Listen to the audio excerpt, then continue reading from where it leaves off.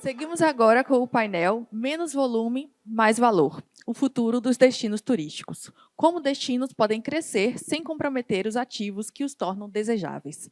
Para moderar esta conversa, convidamos João Bernardo Casale, Latam Partner da Nativa. Aplausos, por favor.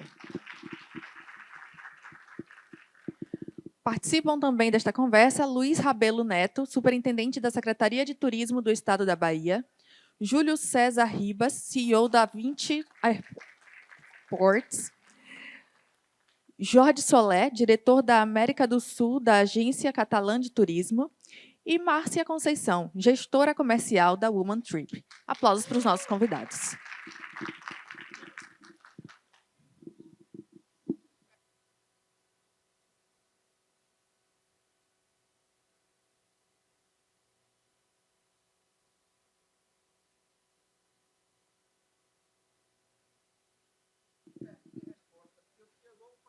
Perguntas, Paticiane, e a gente não teve. Não, mas eu acho que é de interesse geral, né? Eu acho que assim vai aqui uma sugestão para a organização para não ficar tipo um monólogo, entendeu? Eu acho que a audiência toda tem interesse e é só uma sugestão, tá? É nada contra o. E minha pergunta, Paticiane, é o seguinte: primeiro, parabenizar, assim, fiquei emocionado. Meu nome é Vinícius, eu sou fundador do coletivo Lixo Zero Salvador, é uma instituição nova aqui. A gente tenta ampliar a consciência com relação à gestão ambiental. E, inclusive, eu tenho também um pátio de compostagem. Nós estamos captando agora pela Lei de Incentivo à Reciclagem do Ministério do Meio Ambiente. E aí, depois, eu queria conversar com você sobre o projeto, porque eu não participei à tarde, participei pela manhã, mas a gente aqui na Bahia, eu sou baiano, sou serotopolitano, mas eu morei 30 anos fora, morei na Europa e morei nos Estados Unidos. E quando eu voltei para cá, eu senti um impacto, mais ou menos como você sentiu, mas com relação ao meio ambiente. Então, a gente praticamente aqui não tem compostagem. Salvador, a região metropolitana, que tem, sei lá, 3 milhões de habitantes, a gente não tem um pátio de compostagem, eu tenho um pequenininho, que estou querendo promover isso, mas é uma grande dificuldade. Eu trabalhei com o BID, o Banco Mundial, captei projetos de bilhões, e agora um projetinho pequenininho de 2 milhões não tem. Então, assim, tem muita coisa para ser falada, né?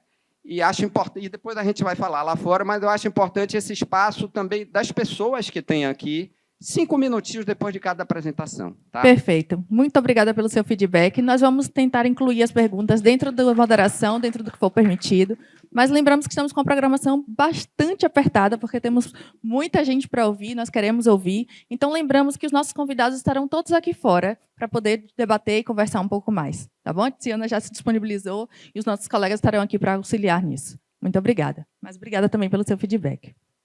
Por favor.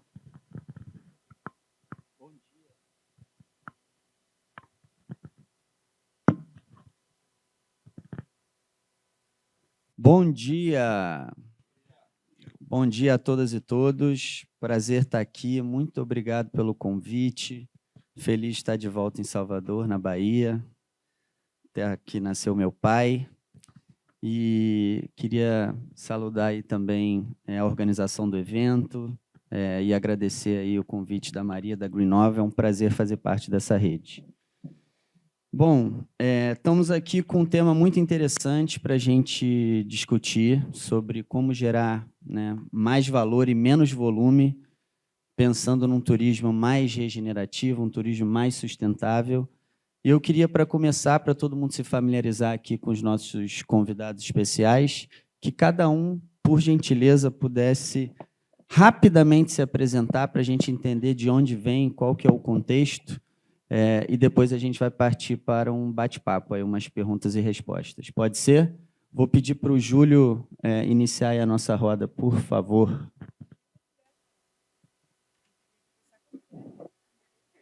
Não, eu vou começar porque eu fiz uma promessa de ser bem breve para estimular os demais a serem breves para endereçar justamente o que ele falou.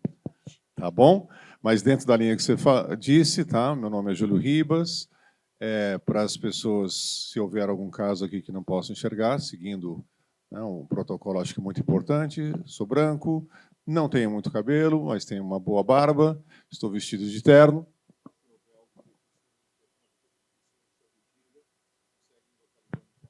Tá? Estou aqui representando a Vancy Airports, né, o Salvador Bahia Airport. Entendo que, adequadamente, por um motivo, a Vancy no mundo inteiro tem um empenho muito grande na questão ambiental, né? Ou seja, além de provermos a infraestrutura que viabiliza o turismo, nós procuramos, dentro dessa atividade, né, executar várias iniciativas ambientais no sentido de reverter, né, os danos e os problemas que já vêm se acumulando ao longo de anos, que não são só responsabilidade da indústria da aviação, mas a indústria da aviação tem a capacidade de colaborar nisso. Por exemplo, somos o primeiro aeroporto a ter voos diários, 2 voos diários, por enquanto, utilizando aquele combustível sustentável, o SAF, 10% de mistura em 2 voos por dia. É um início, uma pequena iniciativa, mas já aponta para isso. É um aeroporto que tem aterro zero, né, aterro sanitário zero, é o único aeroporto do Brasil com aterro sanitário zero, e por aí vão. Muitas iniciativas, se eu falar todas as iniciativas, eu não cumpro o meu compromisso de ser breve.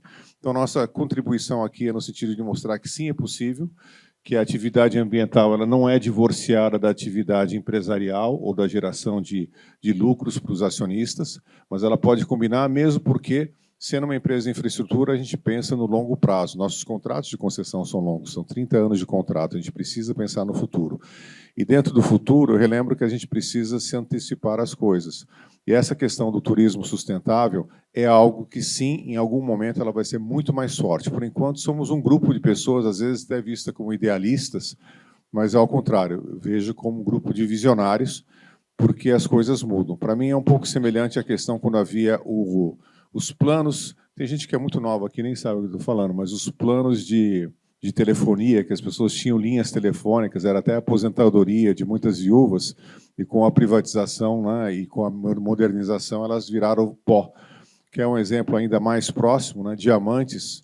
Durante muitos anos, as pessoas, refugiados de guerra, a forma de transportar a sua riqueza era transportando em diamante, né? Hoje, com o advento do diamante sintético, artificial, o mercado de diamantes despencou absurdamente. Então, certas coisas que em algum momento eram verdades absolutas, elas deixam de ser e coisas substituem. E a questão do turismo sustentável, eu entendo que é algo que vai ser um critério extremamente importante. Tá? Obrigado. Obrigado, Júlio. Atendendo a pedidos da plateia, Márcia, por gentileza, você pode seguir aqui a nossa roda? Obrigada, plateia. Bom dia a todos, bom dia aos meus colegas de painel. Eu sou Márcia Conceição, sou soteropolitana desde sempre, graças a Deus, e estou aqui orgulhosamente representando a Woman Trip.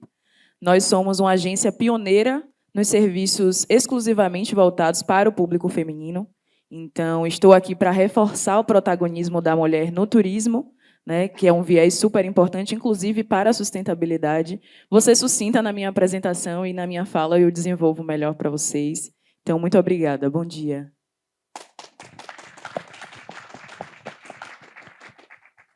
Jordi, por favor. Bom dia a todos. Obrigado por estarem presentes. Meu nome é Jordi Solé. Eu sou o diretor para a América do Sul da Agência Catalã de Turismo. Essa região no nordeste da Espanha, temos como grande emblema a cidade de Barcelona, que, por sinal, hoje faz 100 anos da morte de Gaudí, e temos o Papa em Barcelona para inaugurar a Sagrada Família. Depois de mais de 140 anos de construção, chegou o momento de entregar a obra. Mas, enfim, estou aqui um pouco para compartilhar com vocês quais que são as políticas que nós temos dentro da agência, principalmente relacionado com sustentabilidade. Só para colocar um pouco em situação vocês sobre a Agência Catalã de Turismo, é uma instituição público-privada, nós não recebemos recursos da parte dos impostos, nós vivemos da taxa turística que se paga tanto em Barcelona como em outras regiões da Catalunha. Nós temos uma estrutura internacional com 12 centros de promoção turística, Eu, no caso, sou diretor para a América do Sul, temos a base em São Paulo e de São Paulo trabalhamos toda a região, mas temos outro centro de promoção turística na América do Norte, outra para a China, outra para a Ásia-Pacífico, depois tem os países de proximidade, França, Grã-Bretanha, etc. E a nível de estratégia, logicamente, nós temos diferentes tipos de estratégia na hora de trabalhar essa parte do turismo. Mas, enfim, depois eu vou comentar um pouquinho mais em profundidade para vocês. E muito obrigado.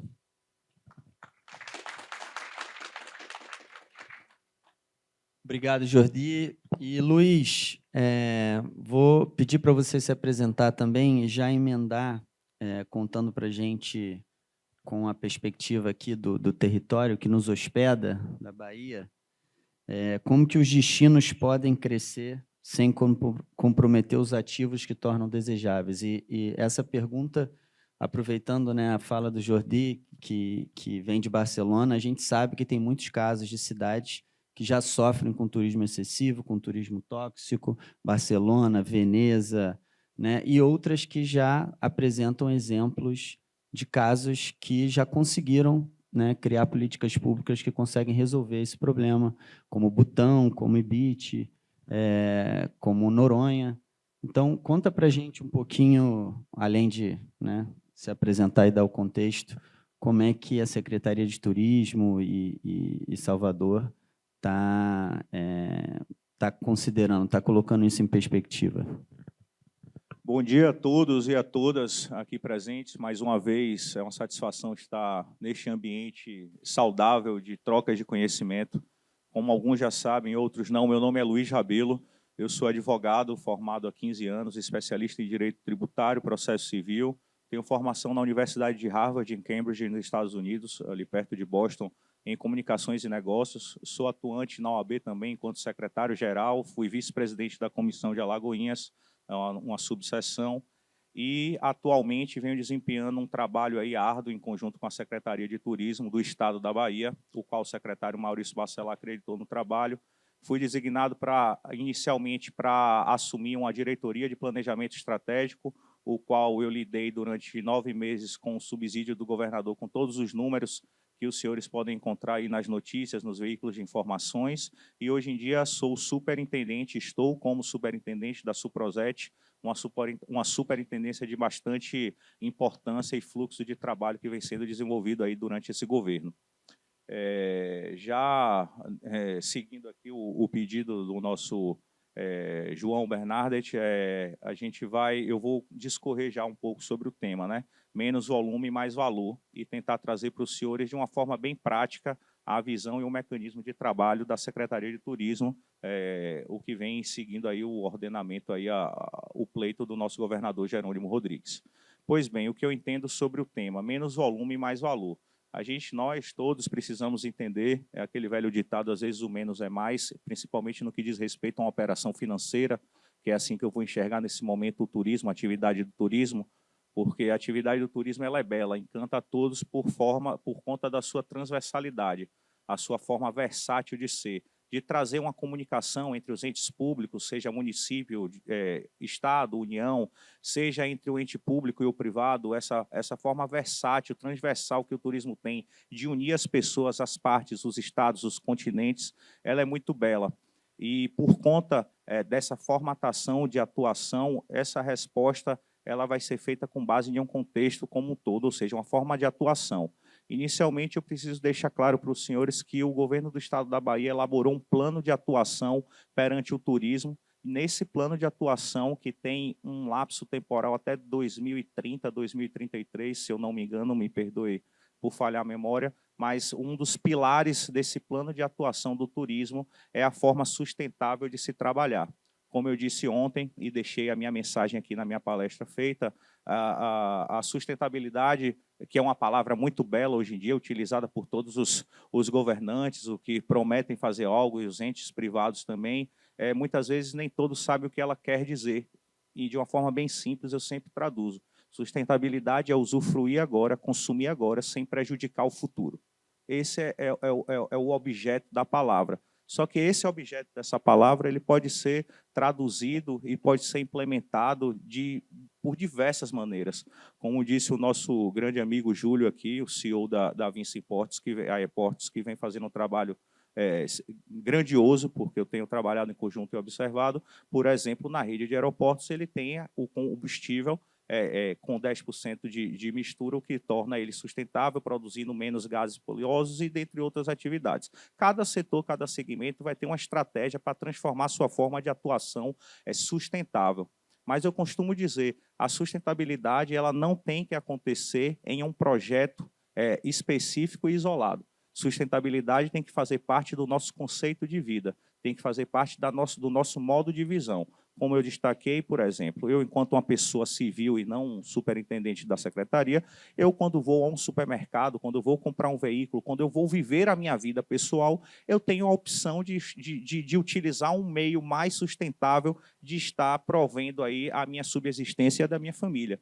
Temos, hoje em dia, regulações instituídas que determinam que os selos dos alimentos, os seus materiais, todos estejam explícitos em bons tons e de forma clara para que uma leitura orgânica e rápida seja feita, fazendo com que nós, consumidores, por exemplo, possamos escolher produtos no mercado que sejam embalados com materiais recicláveis. Ou seja, são pequenas atitudes que tornam que a nossa vida seja sustentável e, com isso, possamos levar essa mensagem para todo mundo. É uma grande satisfação que o universo esteja enxergando isso de forma mais enfática, vamos dizer assim, e trazendo aqui de forma também objetiva para o nosso tema, o que quer dizer, ao meu ver, menos volume, mais valor. Menos volume, mais valor não é a necessidade, o desejo de fazer com que muitos visitantes estejam naquele mesmo local, aquele mesmo tempo. Eu estou trazendo agora a visão estritamente do turismo.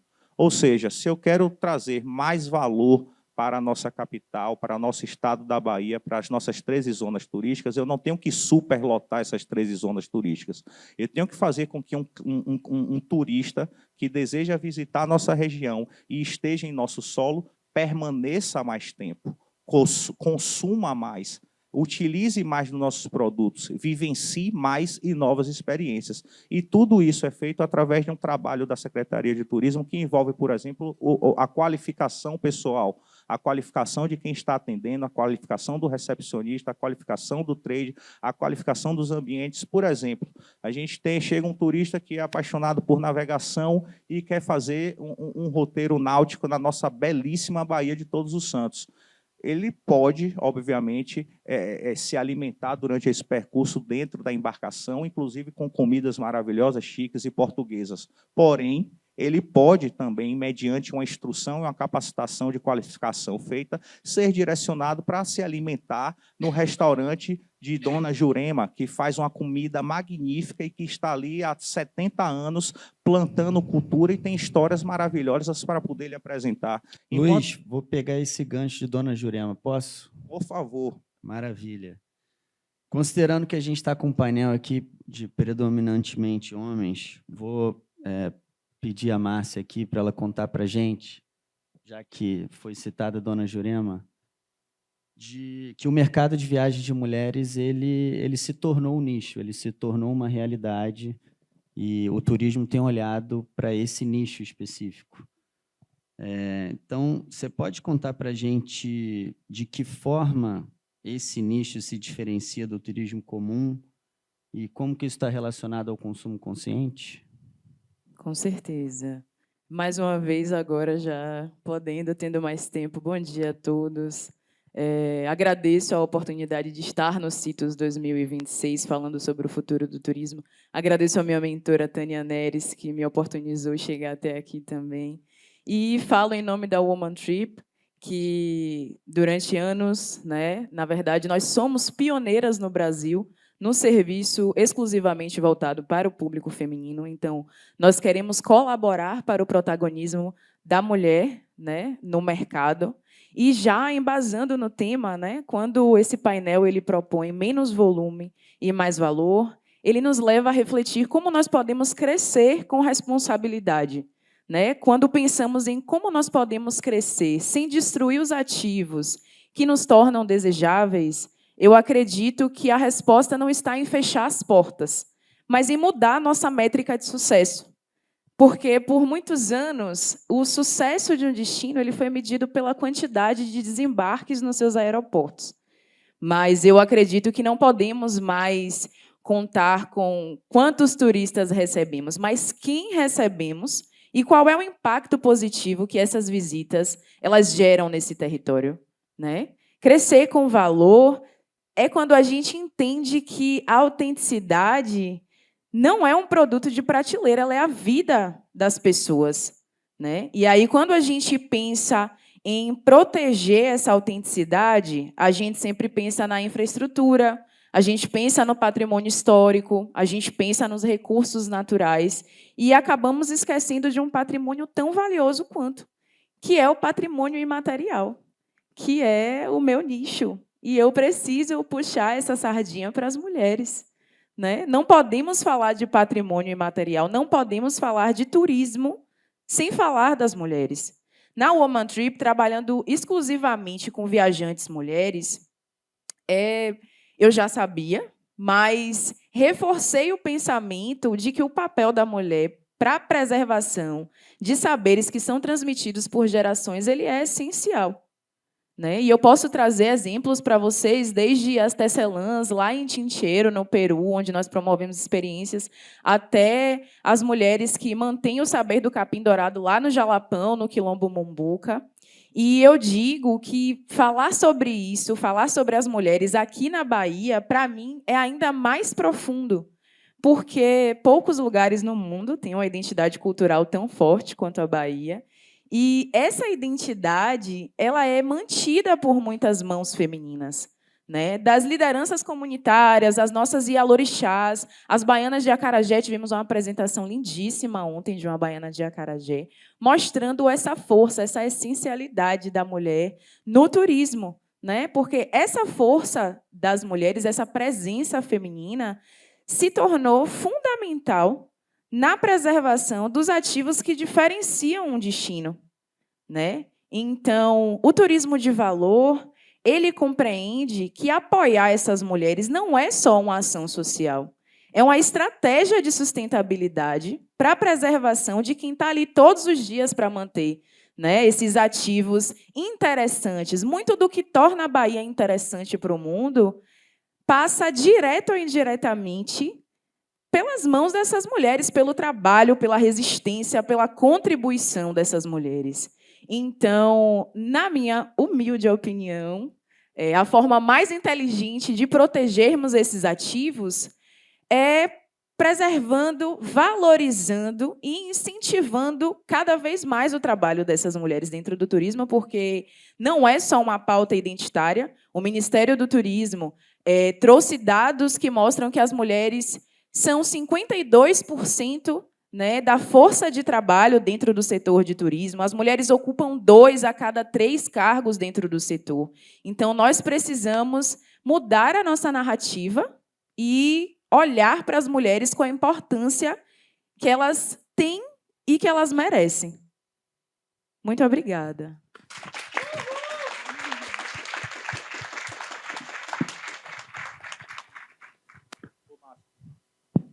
Ô, Marcelo, desculpe, só uma pequena complementação. E se os serviços ou prestadores do serviço não passaram pelas mãos de alguma mulher, aqueles que o estão prestando passaram pelo útero de alguma, né? Com certeza. Englobamos aí uns 100% de participação feminina em tudo que existe no universo. Com certeza. Eu acho que quando a gente fortalece a presença... Exatamente, a senhora é essencial. Quando a gente fortalece o papel da mulher no turismo, o que precisamos enxergar é que estamos diretamente fortalecendo a preservação da identidade daquele destino. Porque, justamente, né, não tem como o turismo existir, gente. Eu vou ser muito objetiva. Não vou ficar com melindres, não. Não existe turismo sem a força de trabalho da mulher, sem a presença feminina. Não existiria turismo na Bahia sem as ialorixás, sem as baianas de acarajé, sem as mulheres que estão à frente, gerenciando, mantendo, parindo, ajudando a parir, né, ideias, sonhos e pessoas. Então, A gente precisa jogar para frente que as mulheres tenham esse protagonismo, não só de uma forma superficial, né? Emergir das cozinhas, do artesanato. A artesã, que já é de grande importância, precisa se tornar uma microempreendedora, registrada, com seus direitos garantidos. Né? A cozinheira que está ali, que era uma baiana de acarajé, mantendo esse saber tradicional, não é só mais um tabuleiro, né? Ela precisa estar regulamentada, então a gente precisa olhar para isso com muito cuidado. Muito bom, Márcia, muito obrigado. E pegando essa inspiração aí da energia do cuidado do feminino, Jordi, com a sua experiência na promoção internacional da agência catalã, como que você acha que a gente pode criar turismo de qualidade sem pressionar, né, a insustentabilidade do território? Como que a gente pode promover isso de uma maneira equilibrada, assim como a nossa liderança feminina costuma se diferenciar em relação aos homens?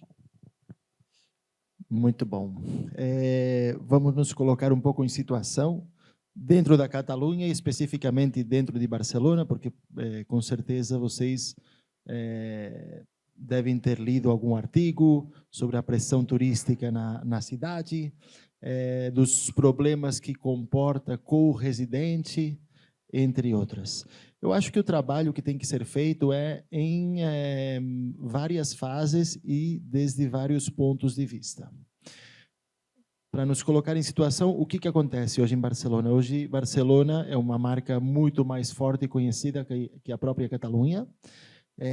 Tem muitos atrativos super interessantes que atraem todo esse fluxo de turismo. Só para falar em números, para que tenham uma ideia, nós recebemos na Catalunha hoje 20 milhões de turistas por ano. E colocando alguns casos práticos. Vamos supor que eu moro em Barcelona, eu compro um apartamento em Barcelona, me enfio numa hipoteca para 30 anos para comprar esse apartamento e, do nada, o vizinho de cima coloca esse apartamento no Airbnb, sem ter uma licença turística. Então, eu não tenho sossego. Tem turista que vai lá para fazer a festa, para fazer o esquenta em casa, barulho, etc.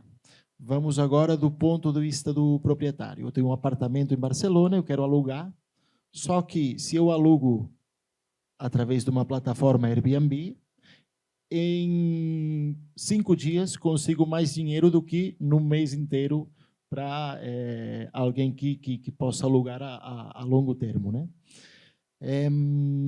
Como que fazemos a regulação? Como que trabalhamos isso? O que fazemos para que essas pessoas que são moradoras, que são locais, não sofram com essas consequências?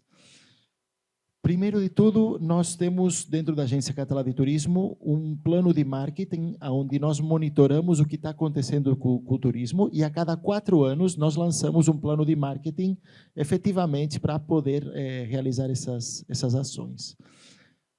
O nosso novo plano de marketing, que foi lançado no ano passado, está colocando o residente como papel principal da nossa promoção. Então, o que nós queremos agora mesmo não queremos mais volume, queremos a qualidade desses visitantes. Nesse novo plano de marketing, nós não falamos mais sobre residente ou turista. Nós falamos sobre residente temporário ou residente permanente. Dentro do mundo da sustentabilidade, não dá para o residente temporário viaja para outro lugar e gasta 5 vezes mais água do que o residente permanente. Então, temos que fazer um trabalho para conscienciar esse residente temporário para que tenha os mesmos direitos e obrigações que o residente. Dito isso, dentro da agência, nós promovemos, há 2 anos atrás, uma Carta Nacional para o Turismo Responsável. Então, Essa carta foi assinada por quase 1000 players do setor catalão de turismo e aonde se comprometem a fazer ações para reduzir o consumo de água, usar tecnologia para reduzir o consumo de energia no dia a dia. De alguma forma, a sustentabilidade hoje é um fator competitivo com outros destinos turísticos. A nível internacional, dentro dos centros de promoção turística, logicamente, uma estratégia do mercado francês é muito diferente da estratégia para a América do Sul. O mercado francês chega de carro na Catalunha, muitos deles já não chegam nem em Barcelona. Para a nossa parte, é muito diferente. Sabemos que para o Brasil, especificamente a América do Sul, chegam de avião. Então, sabemos também que se vão para essa região, sim ou sim vão querer passar por Barcelona. Isso é inegociável.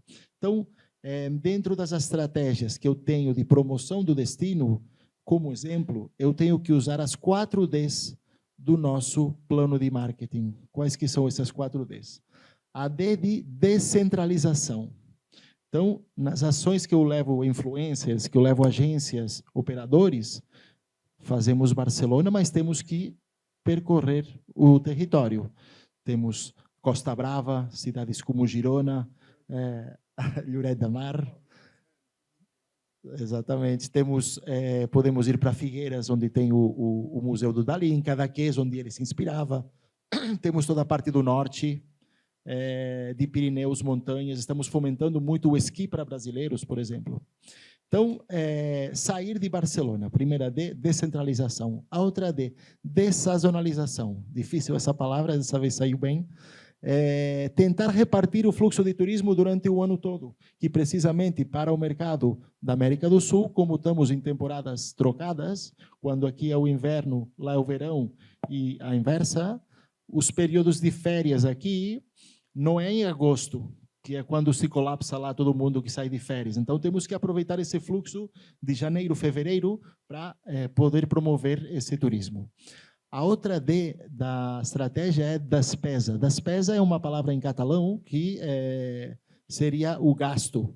Então, estamos procurando esse público que está disposto a gastar mais para experiências únicas e repetíveis. Para colocar um exemplo, não interessa esse turista que vai para Las Ramblas, que fica bebendo na rua e que te gera problemas sociais. O que queremos é realmente um público que valorize a cultura, que valorize a gastronomia, que possa gastar para ir em Girona, num Salé de Can Roca com 3 estrelas Michelin. E a outra D é de diversificação, um pouco que eu estava falando para vocês, né? Catalunha é um território muito pequeno, mas muito diverso. Temos montanhas, temos esqui. Eu sou de uma cidade que chama Igualada, que está bem no coração da Catalunha, a 60 quilômetros de Barcelona. Eu tenho praia a 35 minutos e tenho estação de esqui a 1h15. Então, a própria singularidade da região nos ajuda para poder diversificar através dos diferentes produtos, como natureza, como gastronomia. Temos mais de 60 restaurantes com estrela Michelin. Através da cultura, estava falando aqui do Gaudí, hoje faz 100 anos da morte de Gaudí, hoje se entrega a Sagrada Família, temos um potencial cultural muito forte na região. Então, através dessas estratégias gerais, é como nós trabalhamos para poder dar um pouco de ar para Barcelona e evitar essa parte da massificação.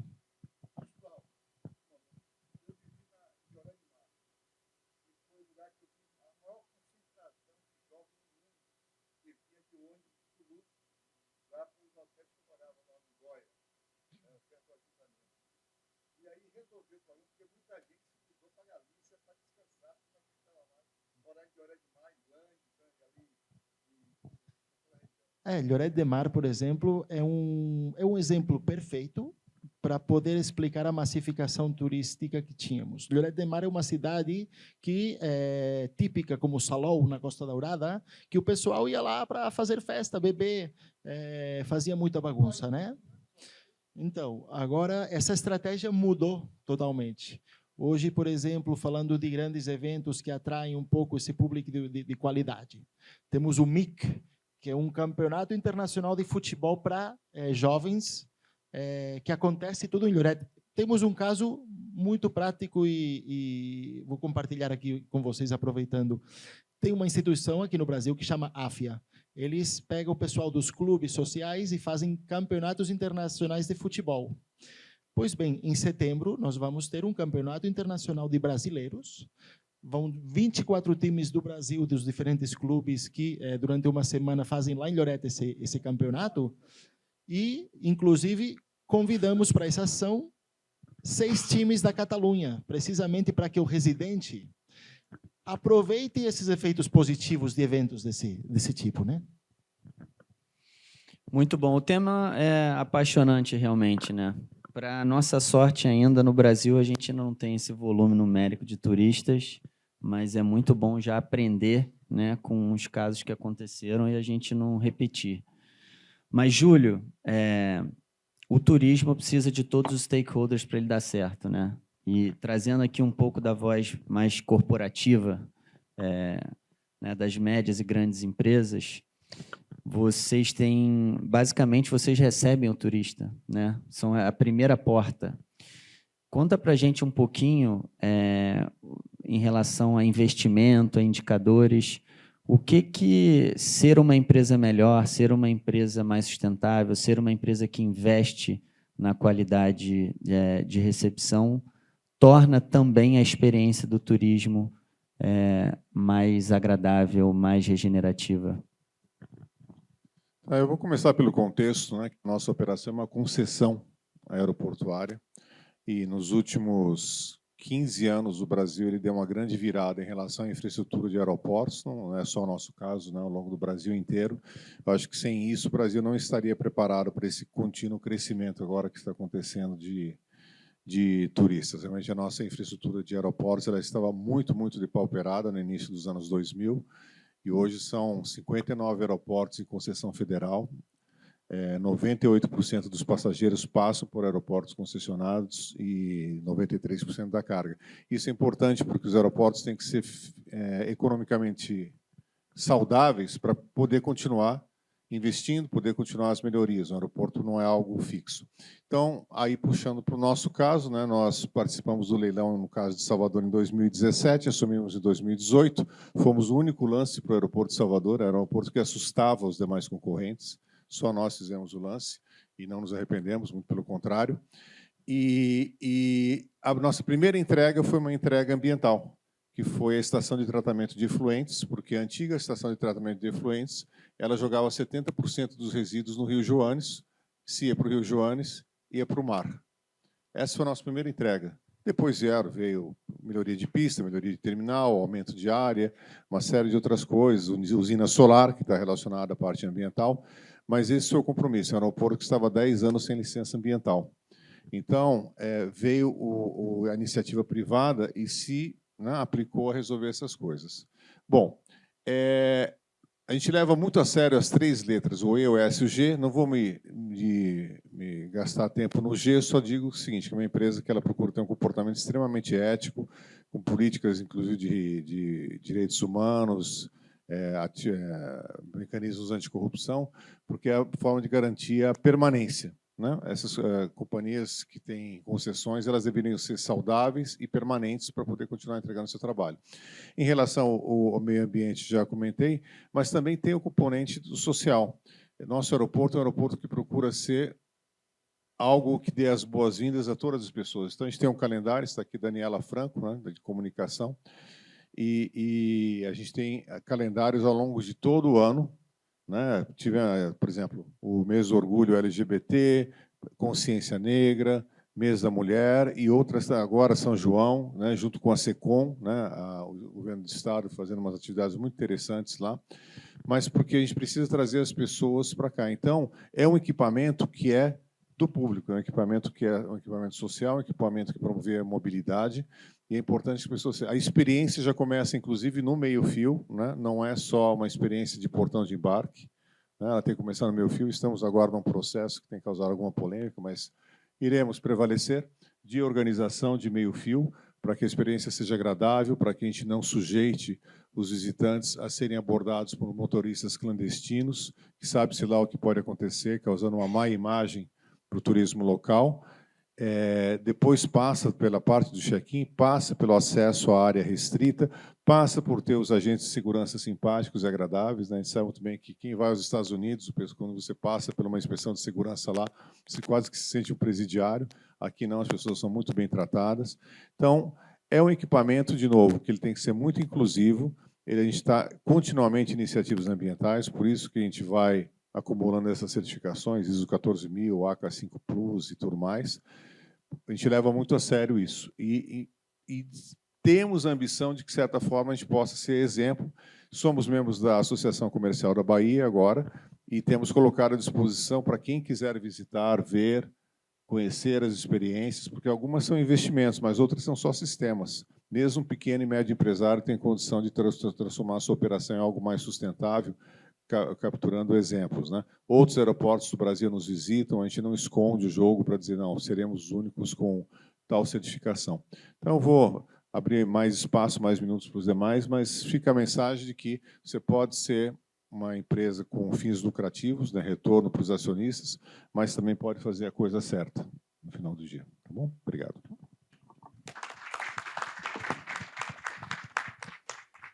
Bom, infelizmente o nosso tempo aqui já vai acabando e eu vou, para fechar uma rodada final, queria só pedir uma palavra-chave, uma frase, uma mensagem de cada um sobre qual é o futuro dos destinos mais regenerativos.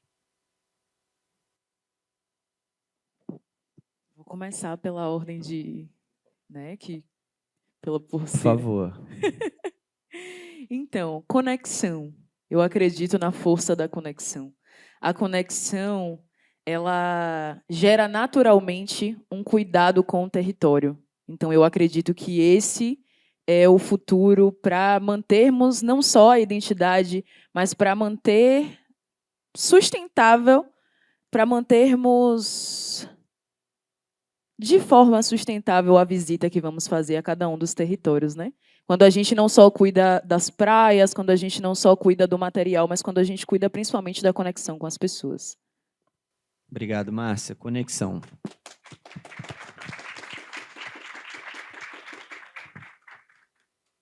Minha vez?